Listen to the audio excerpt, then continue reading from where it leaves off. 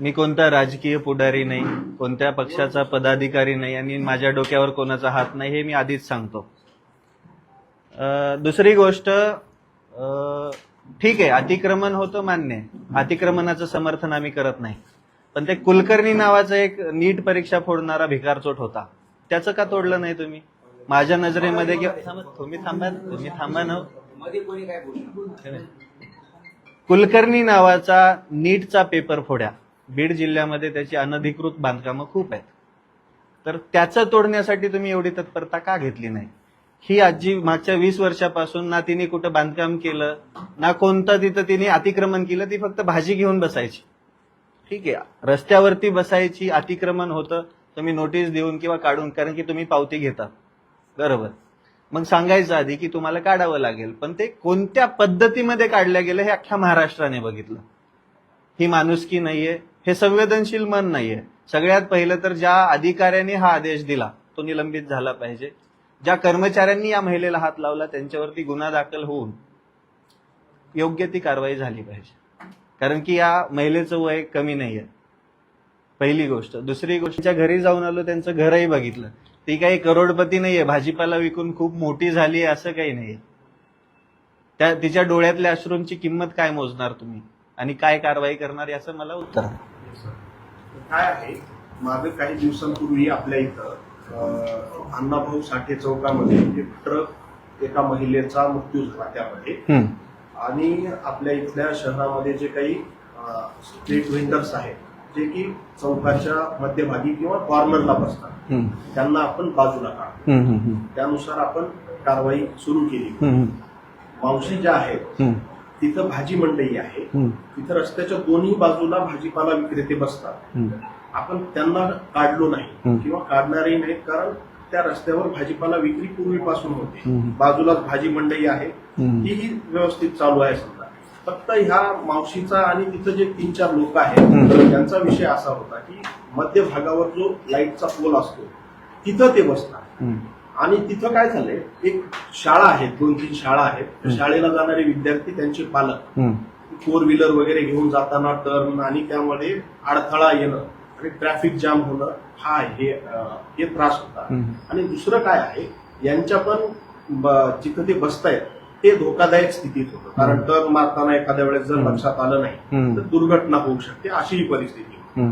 माझ्या मते मावशींना बऱ्याच वेळेला सांगितलंय यापूर्वी सुद्धा की तिथून उठा, मग उठले नाही. काल काढण्यासाठी आमची लोक जेव्हा गेली त्यावेळेला परत सांगितलं सगळ्यांना, तिथले जे 3-4 लोक आहेत ते हटली, म्हणजे जेव्हा बळजबरी करणार आहे नगरपालिका निदर्शनास आलं ते लोक बाजूला झाले, परंतु मावशी काही बाजूला झाल्या नाही, म्हणून त्यांचा माल आमच्या लोकांनी आमच्या गाडीमध्ये टाकला. ऍक्च्युअल ते तसं टाकणं चुकीचं आहे, कारण त्या नाश व्हायला लागल्या, कुठंतरी भाजीपालाची नासाडी होते, हे चुकीचं आहे, परंतु ती जी जागा आहे त्या जागेवर बसणंही चुकीचं.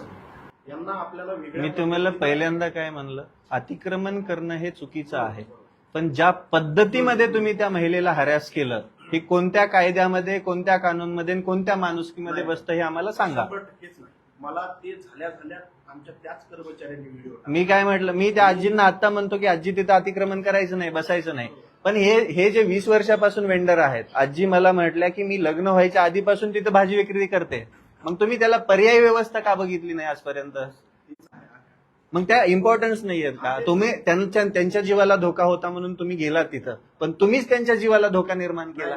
मला तेच म्हणायचं आहे, 100 त्यांना तिथून उठवणं हे बरोबरच आहे, परंतु ते जे भाजी उचलून फेकली ते मला त्याच दिवशी आमच्या लोकांनी व्हिडिओ टाकला. मी त्याही वेळेला म्हणलो की असा मूर्खपणा करू नका, असलं करणं योग्य नाही, कारण ती भाजीपाला आहे, त्याचा नासधूस करणं योग्य नाही. भाजीपाला ऐका ना, भाजीपाला ऐका ना, मला एक गोष्ट सांगा, गरीबाची 2 रुपयाची जुडी त्याच्यासाठी खूप मौल्यवान असते साहेब. काय आपण काय म्हणतात ना, आता आमची परिस्थिती बदलली, पण आम्ही परिस्थिती बदलली म्हणजे खूप पैशावाले झालो नाहीत, फक्त समाजामध्ये वावरून त्यांचं दुःख समजलं. आम्ही जेव्हा लहान होतो ना, आमच्या आईवडिलांचे कष्ट आम्हाला माहिती आहेत, शेतामधले, त्याला पिकवायला काय लागतं, त्याचसोबत प्रत्येक माणसाचा त्रास माहितीये, आणि प्रत्येक वेळेस गरीबावरतीच का?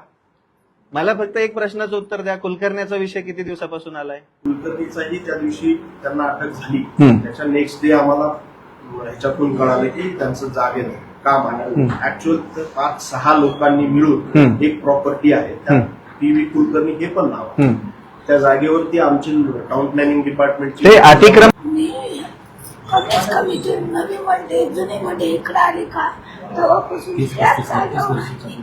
ते चौक तेवढाच होता का आधी? आधी लहान होता रस्ता. एवढा चौक होता तिथं, नाली होत्या तिथं, सडक केलेली नव्हती. मी अशा आळ्या झाडून बसायची. आम्ही म्हणत नाही रस्ता नावावरती करा, किंवा आम्ही हे बी म्हणत नाही की त्यांचं अतिक्रमण काढू नका, पण ज्या पद्धतीने मध्ये काढल्या गेलं त्याच्यावरती कारवाई काय करणार हे आम्हाला सांगा. कर्मचाऱ्यांना नोटीसही दिली. ऍक्च्युअल काय आहे सर, आमचे हे जे सफाईचे कर्मचारी असतात, सफाई कर्मचाऱ्यांचा काही दोष नाही. ऐका, त्यांना कोणी आदेश दिला तो, आणि जर तो आदेश तुम्ही दिला असेल तर तुम्ही. तेच सांगतो, आमची जी लोक काढतात ते ऍक्च्युअल सफाई कामगार आणि त्यांच्याकडून हे झालंय की ते फेकणं वगैरे वगैरे, ते त्याबद्दल मी त्यांना, आमचे जे विभाग प्रमुख आहेत त्यांना नोटीस पण दिली कालच. तर मी त्याचा खुलासा घेतो, मग पुढची कारवाई नाही, आम्हाला निलंबन हवंय. ज्या अधिकाऱ्याने, हे बघा, सफाई कर्मचारी बी गरीब आहेत. एक मिनिट, सफाई कर्मचारी पण गरीब आहेत, त्यांच्यावरती कारवाईचा काही अधिकार नाहीये. त्यांनी, हे बघा, त्यांना कोणीतरी फूस लावली, ते आक्रमक झाले, पण त्यांना ज्याने कोणी हे दिलेलं आहे, आदेश दिलेला आहे, ज्या कोणत्या तुमच्या नगरपालिकेच्या अधिकाऱ्याने तो आदेश दिलेला आहे, त्याने तो, किंवा तुम्ही दिला असेल तर तुम्ही, निलंबनाची कारवाई झाली पाहिजे. मी त्यांना नोटीसही दिली आहे. आणि पहिली अजून दुसरी गोष्ट, त्या महिलेचे पैसे गेले, त्या महिलेचं कालचं झालेलं नुकसान, त्याला जिम्मेदार कोण? ठीक आहे ना, तर तुमच्या अतिक्रमणामध्ये एखादं पाल येत असेल, पण त्या महिलेने विकत घेतलेला भाजीपाला, तिने कमवलेला दिवसभराचा पैसा, तो उचलण्याचा काय अधिकार? काय सर, ते आम्ही संवेदनशीलपणे बघू, ते आम्ही बघू सर. मी लोकप्रतिनिधींशी पण चर्चा केली त्यामध्ये. लोकप्रतिनिधींनी मदत केली, पण मी सरकारला विचारत आहे याच्यामध्ये. नगरपालिका ऍज अ ULB म्हणून माझे नगराध्यक्ष, उपाध्यक्ष किंवा आम्ही सगळे मिळून त्याला करू, आम्ही ते करू. आणि त्यांना पर्यायी जागा उपलब्ध, हेच आहे आमच्या इथं. ती एक भाजी मंडई आहे जिथं की आतमध्ये लोक बसत नाहीत, रस्त्यावरच बसतात. आणखी एक आम्ही भाजी मंडई उभी केलेली आहे, वातानुकूलित भाजी मंडई म्हणून झालेली आहे. तिथंही जाण्यासाठी लोकांनी नकार का? ते एकतर मागं आहे. आता काय झालंय, नागरिक हे रस्त्यावर उभे राहून भाजीपाला खरेदी करतात, त्यामुळं सर्व लोकांना रस्त्याच्या कडेला येऊन भाजीपाला विकायचा. मध्ये एक वातानुकूलित भाजी मंडई बीड नगरपालिकेनं पूर्वीच केली, साधारण 2020-21 साली. तेव्हापासून ती बंद आहे. तिथं जाण्यासाठी हे सगळेच नकार देतात. आता आम्ही परत त्याच्यामध्ये आम्ही 4 बाया बसलो, योग्य परिस्थिती आला नाही, आम्ही तिथं एक महिना त्यांना कसं चढते, तर ते तिथं भाजीपाला घेण्यासाठी गिराईक आलं नाही म्हणून ते मग नंतर बंद झालं. तिथं हे विक्रेते बसले नाही. आम्ही परत एकदा पर्याय काढू. आज रोजी काय आहे सर, रस्त्याच्या कडेला, एकदम कडेला बसलं तर किमान मध्य भागातून लोकांना जात आहे. या ज्या जागेवर बसत होत्या ते अतिशय चुकीची जागा आहे. त्याच ठिकाणी दोन्ही बाजूला जी बसणारी लोक आहेत तिथं बसलं तर एक वेळेस, या बीड शहरामध्ये किती लोक चुकीच्या जागी बसत असतात? नाही ते नाही. मी अशा बऱ्याच ठिकाणी वैयक्तिक जाऊन, जसं राजीव गांधी चौकामध्ये सुद्धा ट्रॅफिक जाम होते, तिथं वैयक्तिक मी स्वतः जाऊन तिथल्या सर्व भाजीपाले विक्रेत्यांना 2-3 वेळेला सांगितलंय, उठवलं सुद्धा. परत ती लोक आम्ही जिथं सांगतो मार्किंग करून येतो तिथं बसतात, पण नेक्स्ट डे परत कॉर्नरला येतात. कॉर्नरला आल्यानंतर जेव्हा ट्रॅफिक जाम होते परत नगरपालिकेच्या नावावर.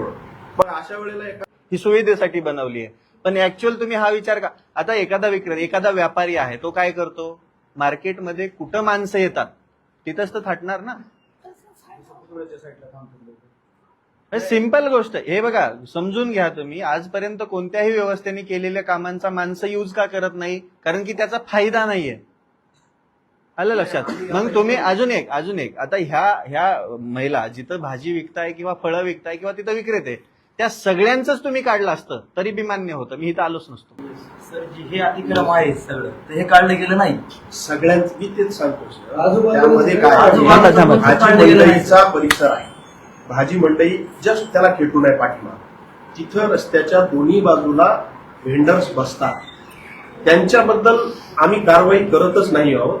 या मध्यभागी बसतायत त्यांना जागाच दिली नसेल कोणी, उभाच नाही राहू दिली, मग त्यांना उपलब्ध ऐका तुम्ही संरक्षण द्या ना. हे बघा कसं असतं माहिती की एखादं त्याच्या पाठीमागं दुकान असेल, तो त्याला त्रास देत असेल, बसून देत नसेल कोणी, मग त्या म्हणजे तुम्ही थांबा. एक मिनिट ऐका ना.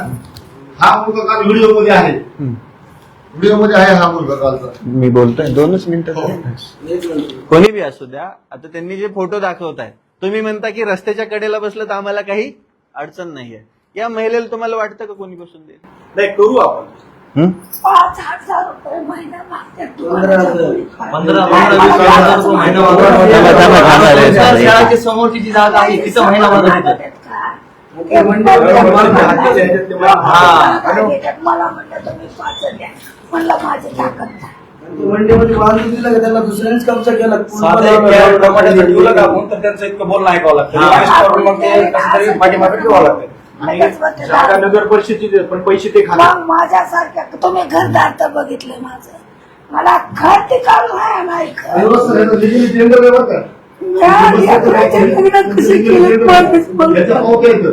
तिने 5 लग्न केले आणि सर. सर सांगतो त्या जागेवर तिथं जे बाकीचे लोक बसतायत तशा पद्धतीने मी एक जागा सांगतो, तिथं तुम्ही बसलात, बघतो पैसे कोण मागते ते. जर सरकारी जागेवर असेल तर मग बाकीच्यांना पैसे देण्याचा काही प्रश्न नाही. काय संबंध? लिगली टेंडर आहे तिथलं ते. लिगली टेंडर कशाचा आहे? बाजारामध्ये बसणारे जे कर वेगळे ते असतं ते 10 रुपये घेण्याचा ते वेगळा विषय. ते वेगळा. आणि आपलं जे ओटे आहेत मधले तिथलेच बाजूचे तिथं का बसत नाही? तिथं दुसऱ्याने कब्जा केला सर. बाहेरच्या मंडीवाल्याला ते येऊन दिलं.